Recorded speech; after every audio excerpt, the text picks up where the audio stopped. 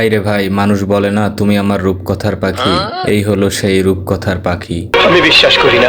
আজকে আমি যে ট্যাটু ডিজাইনটি করতে যাচ্ছি এই ট্যাটুটি হলো ফিনিক্স ট্যাটু। ফিনিক্স শব্দের অর্থ হলো রূপকথার পাখি।